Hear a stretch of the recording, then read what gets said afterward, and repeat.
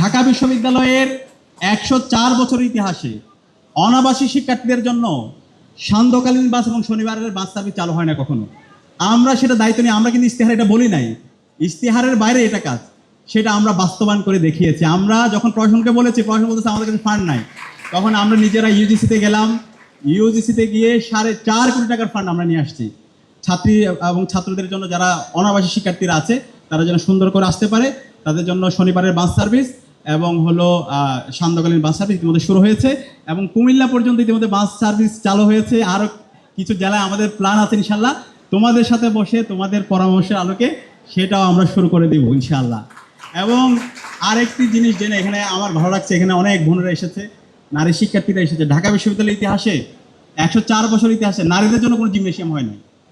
আমরা তোমাদের জন্য প্রায় 70 লক্ষ টাকা খরচ করে ঢাকা বিশ্ববিদ্যালয় সেন্ট্রাল ফিল্ডের মধ্যে তোমাদের জন্য আমরা নারীদের জন্য জিমনেশিয়াম স্থাপন করেছি। জিমনেশিয়ামের কাজ শেষ, আশা করছি তোমরা যাবা। এবং ছাত্রদের জন্য তোমাদের জন্য যে জিমনেশিয়াম আছে সেটাকে আমরা আধুনিকায়ন করার জন্য কাজ করছি।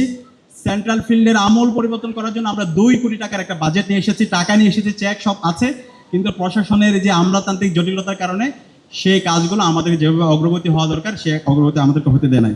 এর বাইরে আমাদের ছাত্রীবন্ধুদের জন্য মাতৃত্বকালীন ছুটি, সেটা দীর্ঘদিনের দাবি ছিল, সেই মাতৃত্বকালীন ছুটি ইতিমধ্যে চালু হয়ে গিয়েছে, কার্যকর হয়েছে। এবং ইতিমধ্যে আমাদের শ্রদ্ধেয় শিশির মনির ভাই যেটা বলেছেন, তোমাদের কাজ হচ্ছে পড়াশোনা করা, গবেষণা করা, আগামীর জন্য নিজেকে প্রস্তুত করা, এবং এর বাইরে এইখানকার ক্যাম্পাসের হচ্ছে শিক্ষার্থীরা রাজনীতি করবে শিক্ষার্থীদের নির্বাচিত প্রতিনিধিদের মাধ্যমে। তো এই ডাকসু নির্বাচনটা যেন প্রতি বছর হয়, সেটার জন্য আমরা ইতিমধ্যে ডাকসু নির্বাচনকে একাডেমিক ক্যালেন্ডারভুক্ত করার জন্য একাডেমিক ক্যালেন্ডারের যে কমিটি আছে সেই কমিটির তালিকাভুক্ত করেছি। তো আশা করছি ইনশাল্লাহ ডাকসু নির্বাচন প্রতি বছর হবে এবং প্রতি বছর নির্ধারিত সময় ডাকসু নির্বাচনের মাধ্যমে শিক্ষার্থীদের নির্বাচিত প্রতিনিধিরাই বাংলাদেশে তারা প্রতিটি ক্যাম্পাসে তারা নেতৃত্ব দিবে এবং এই ডাকসুতে তারা নির্বাচিত হয়েছে, তারা শিক্ষার্থীদের আশা আকাঙ্ক্ষার বাতিঘর হবে। এবং তোমাদের সর্বশেষ যে বিষয়টা বলবো, তোমরা এখন যারা প্রথম বর্ষে ভর্তি হয়েছো তোমাদের অবারিত সময় আছে।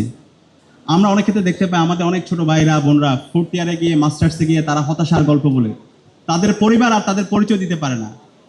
তো এই হতাশার গল্প যেন আমরা আগামী 4-5 বছর পর তোমাদের থেকে শুনতে না পাই। তোমাদের সুযোগ আছে, সময় আছে, এখন থেকে যেন তোমাদের বর্ষভিত্তিক পরিকল্পনা থাকে।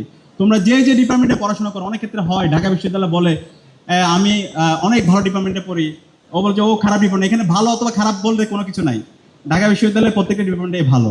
এখানে কোনো ডিপার্টমেন্ট তোমাকে চাকরি দিবে না, কোনো ডিপার্টমেন্ট তোমাকে চাকরি দিবে না। চাকরি যদি পাইতে হয় তোমার মেধার স্বাক্ষর রেখে তুমি যেভাবে ভর্তি পরীক্ষা দিয়েছো, চাকরির পরীক্ষায় যেই সিলেবাস আছে সেই সিলেবাসের আলোকে পরীক্ষা যে ভালো করবে সে হচ্ছে ভালো চাকরি পাবে।